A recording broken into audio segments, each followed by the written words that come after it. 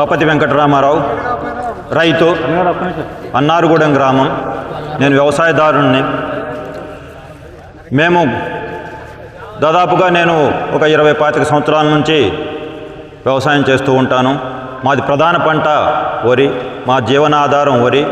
మా ప్రాంతంలో ఉన్నటువంటి ఈ చుట్టుపక్కల ఉన్నటువంటి ఎన్ఎస్పి సాగర్ ఆయకట్టు కింద ఉన్నటువంటి రైతాంగం మొత్తం కూడా 90% వరి పైరు మీదనే ఆధారపడి జీవిస్తుంటారు. గత 4 సంవత్సరాల నుంచి వెదజల్లే పద్ధతిలో మేము సేద్యం చేస్తున్నాము. గతంలో నాటేసే పద్ధతిలో సేద్యం చేశాము.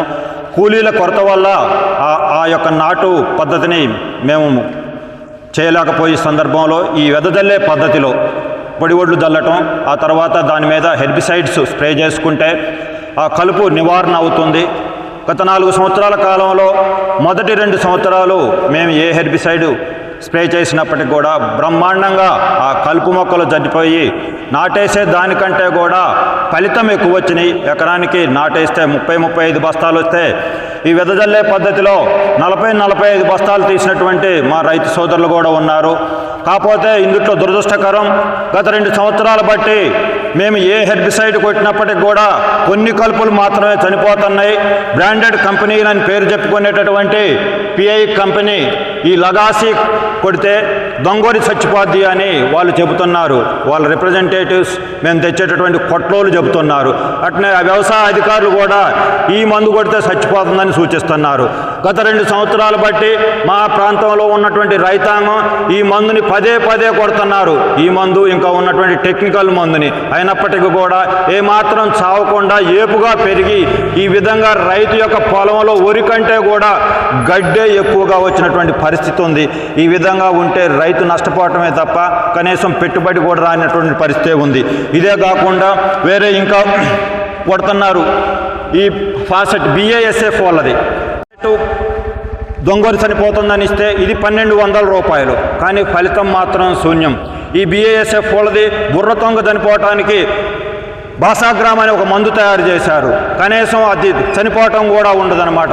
పెద్ద కంపెనీలు పెద్ద బ్రాండ్లు పేరు చెప్పి వేలాది రూపాయలు రైతుల దగ్గర కలెక్షన్ చేయటమే కానీ ఇక్కడ రైతాంగానికి ఒరిగేది ఏమి లేక రైతులు నానా అవస్థలు పడుతూ రైతు కూలీలు పెట్టి పీకిస్తుంటే ఒక్కొక్క ఎకరానికి 10 నుంచి 15,000 రూపాయలు కలుపుకే అయిపోతుంటే రైతు తినేదేముందని చెప్పేసి ఈరోజు ఈ చుట్టుపక్కల ఉన్నటువంటి రైతాంగాన్ని అందరినీ కూడా ఇక్కడికి చేరుకొని నిరసన కార్యక్రమాన్ని తెలియజేశారు.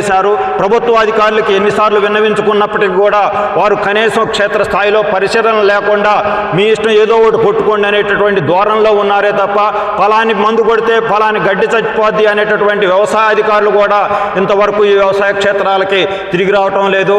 మా మండలంలో ఉన్నటువంటి గూడూరు, బిల్లుపాడు, వెంకటగిరి, గోపాలపేట, అన్నారుగూడెం, మల్లారం, తల్లాడ ఈ తదితర గ్రామాల్లో ఈ దొంగ వరితోని రైతులు సతమతమవుతూ నష్టపోయేటటువంటి పరిస్థితి బాగా ఉంది. కాబట్టి ఈరోజు ఈ వ్యవసాయ క్షేత్రానికి వచ్చి రైతులు నిరసన తెలియజేస్తున్నారు. ఈ నిరసన సగ మీ ద్వారా మీడియా ద్వారాగా ప్రభుత్వానికి తెలియజేసి కంపెనీ వాళ్ళు సక్రమైనటువంటి మందులు తయారు చేసి ఇవ్వాలని చెప్పేసి రైతు సోదరులంతా డిమాండ్ చేస్తున్నారు. ఇది స్వచ్ఛందంగా చేసినటువంటి ఏ పొలిటికల్ పార్టీ ఈ రైతాంగానికి చేయూతనివ్వటం లేదు. వాళ్ళ అవసరం ఉన్నప్పుడు వారు చేస్తారు. కానీ ఇది రైతులు స్వచ్ఛందంగా చేసుకొని ఈరోజు ఈ నిరసన కార్యక్రమాన్ని మీ మీడియా ద్వారాగా రైతులకి ప్రభుత్వానికి తెలియజెప్పేందుకు ఈ కార్యక్రమానికి శ్రీకారం చుట్టడం జరిగింది. కాబట్టి ఇకనైనా సరే ప్రభుత్వ అధికారులు, కంపెనీ వాళ్ళు రైతు సోదరులకు మంచి మందులు తయారు చేసి రైతులకి ఇప్పించి రైతుల యొక్క శ్రేయస్సు కోసం మీరు కూడా ఉపయోగపడతారని చెప్పేసి విజ్ఞప్తి చేస్తున్నాను. ఎల్లంగెంటలు అన్నారుగూడెం ఈ యొక్క ఖమ్మం జిల్లాలోనే మా తల్లాడ, కల్లూరు, వేంసూరు మండలాల్లో ఎక్కువ గత సంవత్సరం కూడా వరి ధాన్యం ఎక్కువ దిగుబడి అది మొదటి స్థానంలో నిలిచి అలాంటి వరి పండించేటువంటి మండలాల్లోనే ఇలా ఈ గడ్డి సమస్య ఈ 10 సంవత్సరాలు బట్టి లేని సమస్య ఈ 2 సంవత్సరాలు బట్టి ఈ దొంగోరి అనేక రకాలైనటువంటి కలుపు మందులు వస్తున్నాయి. ఈ మందులకి కంపెనీలు షాపుల కాడికి పోతే ఆ కంపెనీ ఏజెంట్లు ఇది కొట్టండి అది కొట్టండి అని చెప్తున్నారు. అవి తీసుకొచ్చి ఇంతవరకు కొట్టినా కానీ ఏ మందు కొట్టినా కానీ కలుపులు ఏదో ఒక రకం కలుపు, ఒక మందు కొడితే ఇంకో దానికి ఇంకో రకం, ఇట్లా అనేక రైతుల్ని పీడించి నానా డబ్బులు ఖర్చు చేసి రైతే రాదు అనేది కాకుండా రైతే ఈ దేశంలో ఏమీ లేనటువంటి బికారిగా మారే రోజులు వచ్చినాయి. అది కాకుండా మన గవర్నమెంట్ వాళ్ళు ఈ కంపెనీలు, కార్పొరేట్ కంపెనీలు ఈ కొత్త టెక్నికల్ అన్నీ త్యాపకం అందిస్తున్నారు. ఖచ్చితంగా ఏదైతే గడ్డి కావాలో వాటన్నిటి తయారు చేసి మళ్ళీ మార్కెట్లకు ఇచ్చి ఇదంతా రైతులను ఆదుకోవాలని ఖమ్మం జిల్లా రైతు సంఘం తరఫున మన కలెక్టర్ గారికి ఈ విషయం మీడియా ద్వారా తెలియజేసి ముందు భవిష్యత్తులో ఇలాంటి నకిలీ మందులు రాకుండా అరికట్టాలని కోరుకుంటూ సెలవు తీసుకుంటున్నాను. కొమ్మినేని శ్రీనివాసరావు, మా ఊరు గోపాలపేట. 10 ఎకరాలు రైతు పంట పండిస్తున్న వరి. ఈ గడ్డి మందులు 5 రకాల గడ్డి మందు పెట్టినా కూడా సావనటువంటి పరిస్థితి. ఒక్కొక్క మందు ఖరీదు ఎకరానికి వచ్చి 4-5 వేల రూపాయలు మందు కొట్టినా కూడా మళ్ళా అదే గడ్డి మళ్ళా ఎగురొచ్చి అసలు శూన్యమైపోతుంది. మరి ఈ గడ్డి మందులు మొత్తం మరి ఏంటో అర్థం కాని పరిస్థితి. మరి ఏవో గారు దాన్ని శాంపిల్ తీస్తున్నట. ఆ శాంపిల్ తీసినా కూడా అన్నీ కరెక్ట్గానే ఉన్నాయి. మరి ఈ గడ్డి ఎందుకు రావట్లేదో అర్థం కాని పరిస్థితి. ఈ కంపెనీలు మొత్తం డూప్లికేట్ వ్యవహారం, మొత్తం డూప్లికేట్ చేసి మరి అమ్ముతున్నారు. మరి దీన్ని మా రైతుకి ఒక్కొక్కరికి గడ్డి మందు కొడితేనే ఒక 5-6 వేల రూపాయలు ఖర్చు వస్తుంది. మరి ఈ ఖర్చు అట్లా చూస్తే 30 బత్తాలు అవుతున్నాయి ఎకరానికి. 30 బత్తాలు 40 వేలు వస్తే కూలీలు తట్టుకోలేక వరి చల్లుతుంటే ఇంకా ఎక్కువగా కూడా డబల్ అవుతుంది ఖర్చు. దీన్ని అధికారుల దృష్టికి తీసుకుపోయి, మా గవర్నమెంట్కి కూడా దృష్టికి తీసుకుపోయి, కలెక్టర్ గారికి కూడా మంచి మందులు తయారు చేసి ఈ రైతుకి ఉపయోగపడే మందులు తయారు చేసి కోరుతున్నాం. తయారు చేయాలని మీ రైతులందరి సమక్షంలో మేము కోరుతున్నాం. అది నకిలీ మందులు తయారు చేసే వాళ్ళని మాత్రం వదిలిపెట్టద్దు, శిక్షించాలి. నా పేరు కిరణ్ కుమార్, తల్లాడ మండలం.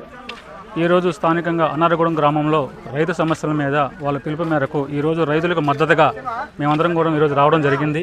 స్థానికంగా వరి పొలంలో ముఖ్యంగా ఈ కలుపు విషయంలో ఈ దొంగ వరి అనేది ఎక్కువగా రావడం వల్ల ఫెర్టిలైజర్, పెస్టిసైడ్స్ మందులు ఏ మందులు కూడా పనిచేయట్లేదు.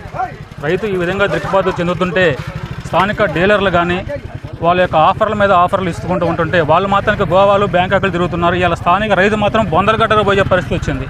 దీని మీద స్థానికంగా ఉన్న ఏవో గారు కానీ, స్థానిక రైతు సమస్యలు ఉన్న రైతు చట్టాలు కానీ స్పందిస్తాయా, లేదంటే ఆ చట్టాలను సమర్థించే శక్తులదా?